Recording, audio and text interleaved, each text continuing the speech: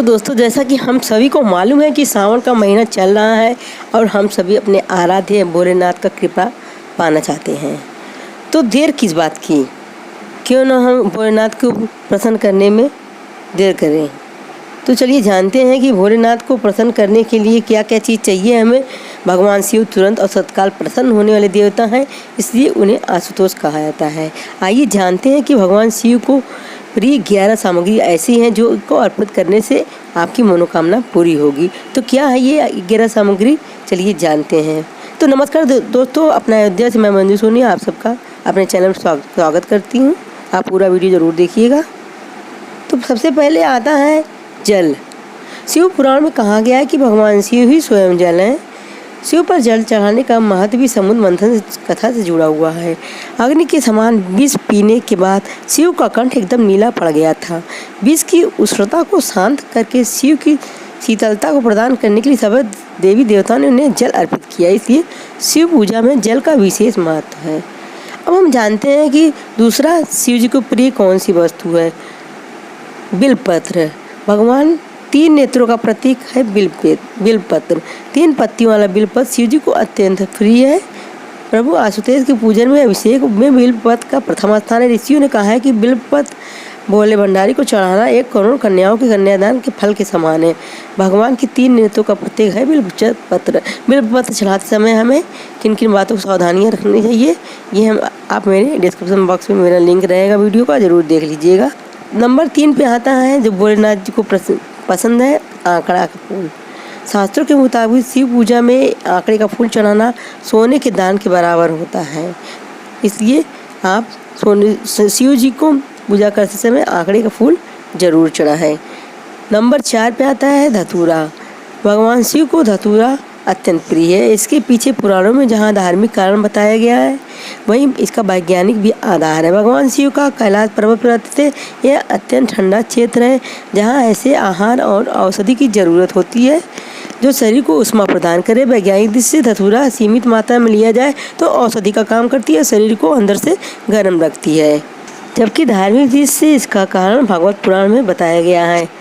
इस पुराण के अनुसार शिव जी ने जब सागर मंथन के हलाहल विष को पी लिया था, तब व्याकुल होने लगे थे। तब अश्वनी कुमारों ने भांग, धतूरा, बेल आदि औषधियों से शिव जी की व्याकुलता दूर की थी। उस समय से ही शिव पूजा में भांग, धतूरा प्रिय है। शिवलिंग पर केवल धतूरा ही न चढ़ाएं, अपने मन और विचारों की कड़वाहट को भी अर्पित करते। अब बात करते हैं वो 5वीं चीज़ की जो शिव जी को पसंद है, भांग। शिव हमेशा ध्यानमग्न रहते हैं। भांग ध्यान केंद्रित करने में मददगार होती है, इसलिए वे हमेशा परमानंद में रहते हैं। समुद्र मंथन में निकले बीज का सेवन महादेव ने संसार की सुरक्षा के लिए अपने गले में उतार लिया। भगवान को औषधि स्वरूप भांग दी गई, लेकिन प्रभु ने हर कड़वाहट और नकारात्मक को आत्मसात किया, इसलिए भांग भी उन्हें प्रिय है। भगवान शिव को इस बात के लिए भी जाना जाता है कि इस संसार में व्याप्त हर बुराई, हर नकारात्मक चीज़ भी अपने भीतर ग्रहण कर लेते हैं। वे अपने भक्तों की विष से रक्षा करते हैं। इसलिए कुछ लोग भांग, धतूरे को दूसरे दृष्टि से भगवान शिव को समझते हैं, लेकिन ये गलत है। इसका अर्थ आपको सही तरह से समझना चाहिए। अब हम बात करते हैं 7वीं चीज़ का, कपूर। भगवान शिव का प्रिय मंत्र है कपूर गौरम करुणावतारम, यानी जो कपूर समान उज्ज्वल है। कपूर की सुगंध वातावरण को शुद्ध और पवित्र बनाती है। भगवान भोलेनाथ इस महक से प्यारा था, तो कपूर शिव पूजन में अनिवार्य है। अब हम बात करते हैं 8वें वस्तु की, दूध। श्रावण मास में दूध का सेवन निषेध है। दूध इस मास में स्वास्थ्य के लिए गुणकारी बजाय हानिकारक हो जाता है, इसलिए श्रावण मास में दूध का सेवन न करें। इसे शिव पर अर्पित करने का विधान जरूर बताया गया है। चावल। चावल को अक्षत भी कहा जाता है, और अक्षत का अर्थ होता है टूटा न होना। इसका रंग सफ़ेद होता है। ध्यान रखिए कि जब आप भगवान शिव को अक्षत अर्पित कर रहे हों तो वो एकदम टूटा उटा नहीं होना चाहिए, एकदम साफ सुथरा पूरा खड़ा होना चाहिए। पूजन में अक्षत का उपयोग अनिवार्य है। किसी भी पूजन के समय गुलाल, हल्दी, अबीर, कुमकुम अर्पित करने के बाद अक्षत चढ़ाए जाते हैं। अक्षत न हो तो शिव पूजा पूर्ण नहीं मानी जाती है। यहाँ तक कि पूजा में आवश्यक कोई सामग्री अनुपलब्ध हो तो उसके बाद में भी चावल चढ़ा दिए जाते हैं। अब हम बात करते हैं चंदन। चंदन का संबंध शीतलता से है। भगवान शिव मस्तक पर चंदन का त्रिपुण लगाते हैं। चंदन का प्रयोग अक्सर हवन में किया जाता है और इसकी खुशबू से वातावरण खिल जाता है। यदि शिव जी को चंदन चढ़ाया जाए तो इससे समाज में मान सम्मान बढ़ता है।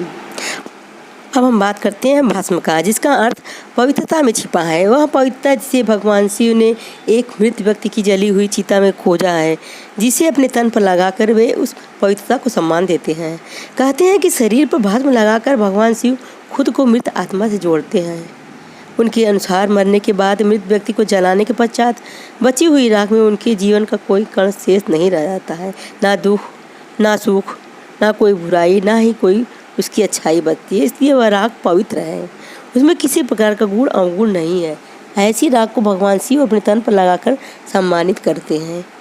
एक कथा यह भी है कि पत्नी सती ने जब स्वयं को अग्नि का हवाले कर दिया था, तो क्रोधित शिव ने उनकी भस्म को अपनी पत्नी की आखिरी निशानी मानते हुए तन पर लगा लिया, ताकि सती के भस्म के कणों के जरिए हमेशा उनके साथ रहे। अब हम रुद्राक्ष की बात करते हैं। भगवान शिव ने रुद्राक्ष की उत्पत्ति कथा पार्वती जी से कही थी। एक समय भगवान शिव जी ने 1000 वर्ष तक समाधि लगाई। समाधि पूर्ण होने पर जब उनका मन बाहरी जगत में आया, तब जगत के कल्याण की कामना वाले महादेव ने अपने आँख बंद कर ली आँखें। तभी उनके नेत्र से जल के बिंदु पृथ्वी पर गिरे। उन्हीं से रुद्राक्ष के बीज की उत्पन्न हुई। वे शिव की इच्छा से भक्तों के हित में समग्र देश में फैल गए। उन वृक्षों पर जो फल लगे वे ही रुद्राक्ष कहलाए। तो दोस्तों, ये जानकारी भगवान शिव भोलेनाथ किन किन वस्तुओं उन्हें पसंद हैं, आप उनको अर्पित करें, अपनी मनोकामनाओं को पूरी करें, उनसे कहें, विनती करें। इस दौरान, सावन के दौरान आप पूरे सदाचार से रहें। और आपको वीडियो कैसा लगा, आप वीडियो को लाइक करें, शेयर करें और चैनल को सब्सक्राइब करना ना भूलें। बेल आइकन बटन को दबाइएगा ताकि नए नए वीडियो के अपडेट्स आपको मिलते रहें। ओम नमः शिवाय। हर हर महादेव। नमस्कार।